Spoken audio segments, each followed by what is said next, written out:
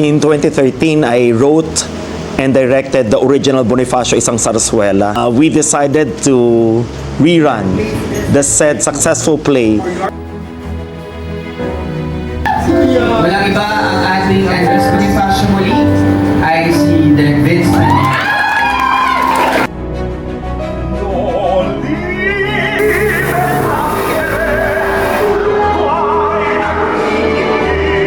When I first heard the play, medyo na-excite ako and kinabahan at the same time.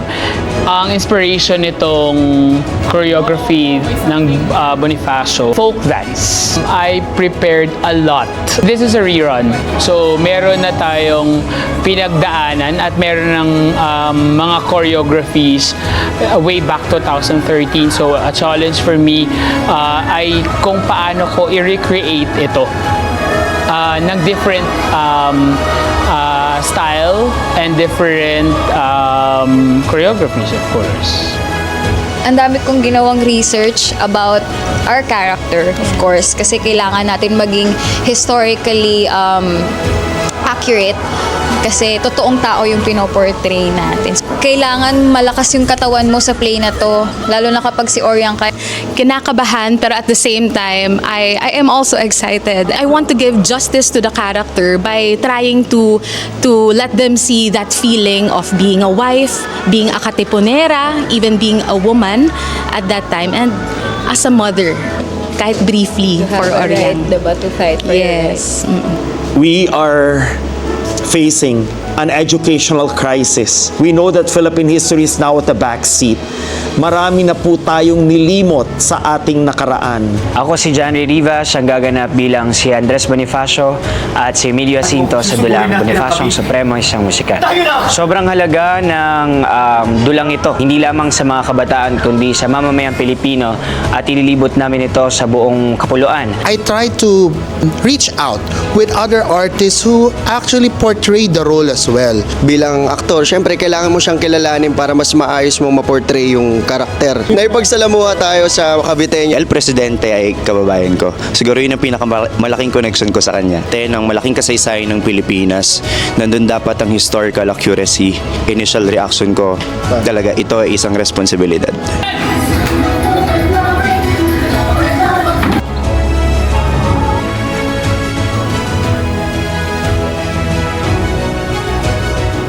Maging yung mga tao na nakapaligid sa kanya, kailangan ko rin silang kilalanin para mas maging maayos yung daloy ng pagpapakitang tao doon sa karakter na isasagawa ko sa dulang ito. Isa puso at isa buhay kung sino si Emilio Jacinto. Pinapalakas ko yung katawan ko mentally and physically. Hawakan niyo yung mga hawakan niyo muna, okay? Nahirapan ako personally sa pag-create ng character kay Saka. Wala masyadong nasulat kung ano yung personality niya. Napakarami nating mga bayani na nandirito din sa dulang ito. Kung ano yung naumpisahan ko, tatapusin ko at nakikipaglaban ako para sa bayan. Siguro doon kami konektado ni Sakay.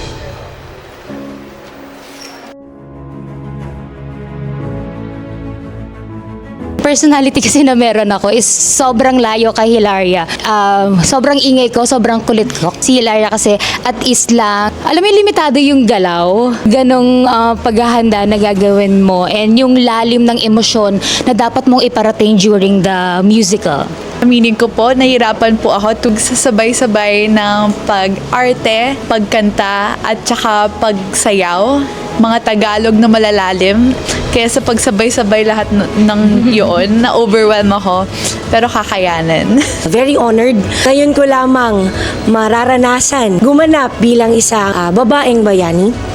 Makikita nila si Tandang Sora bilang tao at hindi lang bilang larawan. Siyempre may edad na siya. Slouch, nakakuba. So kailangan talagang, di ba, mag-stretching, ganyan. When I did this role, 2013, ilang taon, nakakonect ako sa character siguro dahil sa idea ng karma. Kung ano man ang mga ginawa ni Mariano Noriel when he was alive, yun din ang ginawa sa kanya eventually nang siya ay hinukom. Nakakonect ako kasi all of us are beings who answer to our own karma. May mga pangyayari din sa akin, gaya ng kay Mariano Noriel, ay naranasan ko rin. Ako naman, sa pagkakasaliksik ko, kanyang naging kaibigan. Ako may hindi naging traidor. Pero nasubukan ko ng matraidor. Sa ganoong paraan siguro, ako nakakonect sa karakter ni Jose Ignacio Paua. Cliché as it may seem, but history repeats itself. Betraying Andres Bonifacio. Preparing my role ngayon, ikumpara dati, is I am more matured right now. And Baldomero Aguinaldo, may training ako with the military before. So, alam ko yung tindig, alam ko ang command.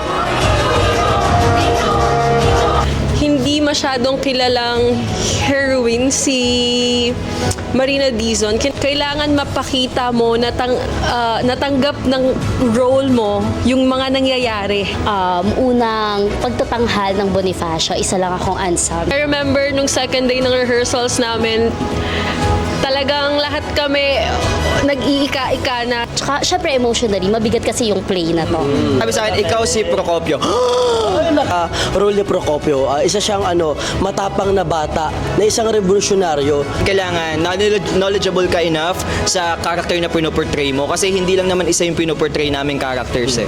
Hindi lang si Procopio, kundi may mga unsung players din na dapat kognitibo kaming mag-isip kung sino yung ginagampanan namin. And Siyempre, kailangan naming aralin yung script, blockings, kasi nga pag inulit-ulit ng kada araw, kailangan alam na natin.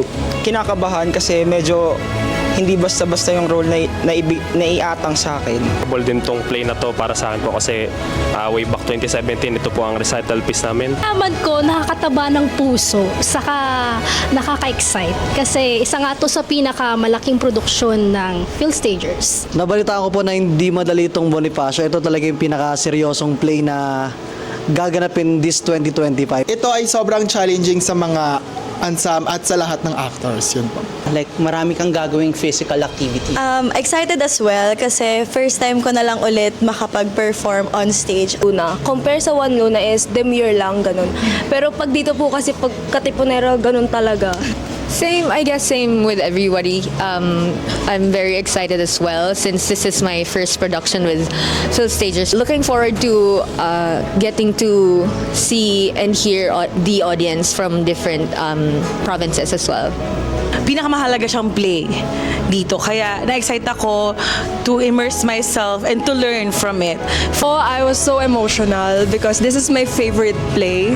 And I'm really excited kasi napanood ko na to and this has been our recital way back 2017. Kaya I'm so emotional and grateful. Ang first play na makakasama po ako sa wakas. First as a fan, then na Asher. And ngayon po, parte na po ko ng Stagers. Super happy po. Marami pa ring pinapatay dahil sa awayan sa politika dahil sa mga pandaraya. Sapagkat hindi po natututo ang mga Pilipino sa ating kasaysayan. Si Bonifacio po ay pinaslang ng kapwa natin Pilipino nang dahil sa awayan sa politika. Bilang mga alagad ng sining, ay kailangang ipaalam sa marami ang tungkol sa kasaysayan na ito upang hindi na natin ulit-ulitin ang mga kasalanan ng nakaraan at upang mabago natin ang ating kinabukasan.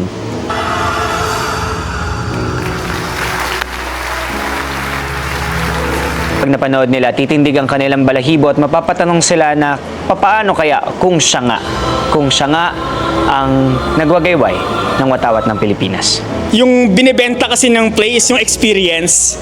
Abangan nyo yung napakagaling na choreography ni Sir Gerald at yung magandang pagkakasulat ni Direk Vince at napakagandang musika ni Sir Pipo Cifra. Pinagsama-sama siya lahat maganda. O ano yun?